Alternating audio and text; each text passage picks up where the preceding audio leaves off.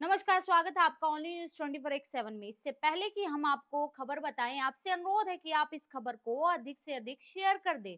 तहुवर राणा का कोर्ट के सामने बड़ा खुलासा, जज साहब भी हुए भौचक्का। मुंबई की तरह दिल्ली में आतंकी हमला करवाने वाले आतंकी तहुवर राणा एनआईए के कोर्ट में खुलासा किया है। बताया है कि कई और शहर थे निशाने पे। अमेरिका से भारत लाया गया आतंकी तहुवर राणा सिर्फ मुंबई ही नहीं बल्कि देश की राजधानी दिल्ली पर भी आतंकी हमला करवाने वाला था। इसके लिए उसने साजिश रच ली थी। यह खुलासा उसके प्रत्यार्पण के बाद चल रही अदालती कार्रवाई में हुआ था। मीडिया रिपोर्ट्स के अनुसार विशेष एनआईए जज चंद्रजीत सिंह ने 10 अप्रैल 2025 को अपने आदेश में कहा कि एनआईए द्वारा पेश की गई जानकारी से ये साफ हुआ है कि यह मामला देश की सुरक्षा से जुड़ा है और जांच को पूरी गंभीरता के साथ अंजाम दिया जाना चाहिए। जज के 12 पन्ने के आदेशानुसार जांच एजेंसी ने जो सामग्री कोर्ट में पेश की है उससे पता चलता है कि यह एक गहरी और अंतरराष्ट्रीय स्तर की साजिश है, जिसमें राजधानी दिल्ली समेत भारत के कई शहरों को टारगेट करने की योजना बनाई गई थी। कोर्ट ने यह भी कहा कि राणा से गहराई से पूछताछ की जरूरत है।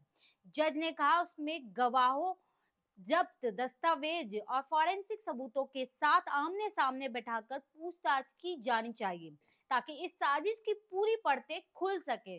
तंवर राणा को इसी आधार पर कोर्ट ने 18 दिन की एनआईए हिरासत में भेजने का आदेश दिया है। इस दौरान जांच एजेंसी उन जगह पर भी ले जा सकती है जहां उनकी गतिविधियां पहले से रिकॉर्ड में हैं, ताकि घटनाओं को दोबारा जोड़ा जा सके और सच्चाई सामने लाई जा सके। इतना ही नहीं, तहुवर राणा जो कि 26/11 के मास्टरमाइंड है, इन्होंने और घटनाओं को अंजाम देने की फिराक में थे, लेकिन अदालत ने राणा की सेहत को लेकर भी दिए थे निर्देश। क्या निर्देश दिए थे वह मैं आपको विस्तार से बताती हूँ। इससे पहले दिल्ली की एक अदालत में एनआईए की तरफ से वरिष्ठ वकील दयान कृष्ण और विशेष लोक अभियोग नरेंद्र मान ने पक्ष रखते हुए राणा की सेहत को लेकर भी निर्देश जारी किए थे। उसके हर 48 घंटे में मेडिकल चेकअप कराओ, इसके लिए कहा गया था। आदेश में कहा गया है कि क्योंकि आरोपित ने अपनी स्वास्थ्य संबंधी समस्याओं की जानकारी दी है और प्रत्यार्पण प्रक्रिया में भारत ने उचित इलाज का आश्वासन दिया गया है, तो इसमें उनका इलाज भी होगा, इसलिए उसके इलाज में किसी तरह की लापरवाही नहीं होनी चाहिए, ये भी कहा है। और कई लोग तो उनके प्रोटेस्ट में बैठ गए हैं। ये कौन है भाई? ये आतंकी है, उसके और प्रोटेस्ट में बैठना कहाँ तक ठीक है? और वो भी भारत में ही रहते हैं ऐसे लोग। बता दें कि 26 नवंबर 2008 को मुंबई में हुए आतंकी हमले में 166 लोग मारे गए थे। आतंकी समुद्र रास्ते पाकिस्तान से आए थे और उन्होंने मुंबई में कई जगह पर हमला कर 60 घंटे तक दहशत फैलाई थी। इसमें 166 लोग मारे गए थे। तंवर राणा ने इन हमले वाली जगहों की रेकी की और प्लानिंग में मदद की थी। एनआईए की पूछताछ में मुंबई आतंकी हमले के आरोपी तहुवर राणा ने कई खुलासे किए हैं। मुंबई के साथ ही उसके निशाने पर दिल्ली भी थी। उसने ये भी बताया कि किन आतंकी संगठनों से उसके ताल्लुकात। मुंबई आतंकी हमले के आतंकी तहुवर राणा से एनआईए लगातार पूछताछ कर रही है। उसमें इन्होंने ये खुलासा किया है। पूछताछ में तहुवर राणा ने कई खुलासे किए, जिसमें उसने बताया है कि मुंबई के बाद दिल्ली में भी आतंक मचाने की तैयारी थी और इस दोगले आदमी के लिए कुछ लोग प्रोटेस्ट कर रहे हैं। उसने बताया कि इस्लामिक कट्टरपंथियों संगठन मरकज उद दावत वल इरशाद एमडीआई के नाम पर कनाडा में युवाओं को कट्टरपंथी बनाया और स्थानीय लोगों को उपदेश भी दिया है। एमडीआई लश्कर के आतंकी हमले, बुनियादी ढांचे, वित्त पोषण का समर्थन और पूरक करने के लिए इस्लामिक शैक्षणिक और धर्मांध गतिविधियों में भी शामिल रहा है। मरकज उद दावत वल इरशाद का नाम बदलकर जमात उद दावा कर दिया गया है। सीधे तौर पर हुजी 313 ब्रिगेड से जुड़ा हुआ है, जिसका नेतृत्व इलियास कश्मीरी करता है।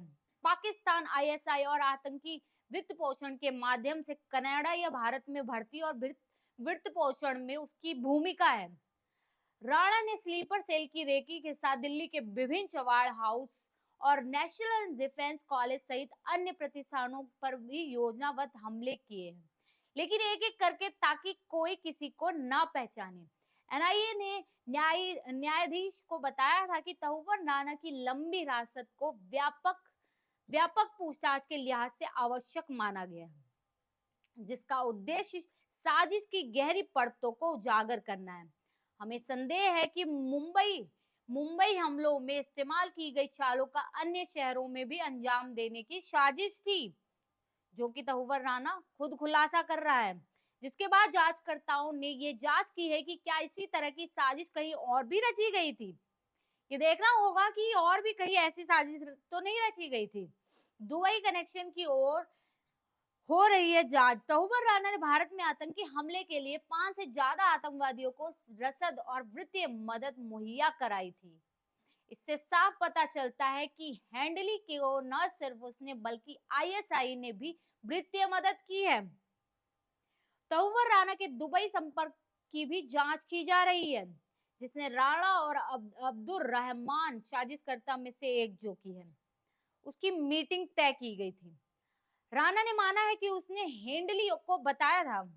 साजिद मीर और मेजर इकबाल के निर्देशन में मुंबई में लगभग 40 से 50 संभावित स्थानों और 12 मुख्य स्थानों की रेकी की गई थी, जिसमें आर्मी कैंटोनमेंट क्षेत्र से लेके सिद्धि विनायक, शिवसेना मुख्यालय, छावड़ हाउस शामिल है।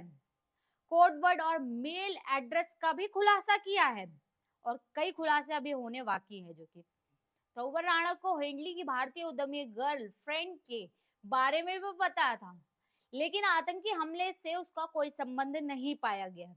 राणा ने हेंडली का हाई प्रोफाइल और प्रभावशाली भारतीयों से मिलने के लिए कहा ताकि वे रीस तक पहुंच बना सके। एनआईए के मेजर इकबाल, मेजर समीर कोड डी अब अनस और अन्य लोगों का स्केच तैयार करने को कह रहे हैं। 26/11 के बाद राणा, हेंडली और मेजर समीर, मेजर इकबाल ने कोड भाषा का इस्तेमाल किया था। एमएमपी प्रोजेक्ट का नाम भी दिया था। डेनमार्क और भारत में हमले की योजना और तैयारी स्थापित की गई थी। ये सारा एक योजना के तहत किया गया था, जिसमें एक एक करके तहुवर राणा खुलासा कर रहा है और बहुत सारे नाम सामने आएंगे। कई लोग जो डर रहे हैं उनकी का डर भी बता रहा है कि कहीं इनका भी संबंध इनसे तो नहीं है। इस खबर में इतना ही। बने रहे हमारे चैनल के साथ। बहुत बहुत धन्यवाद।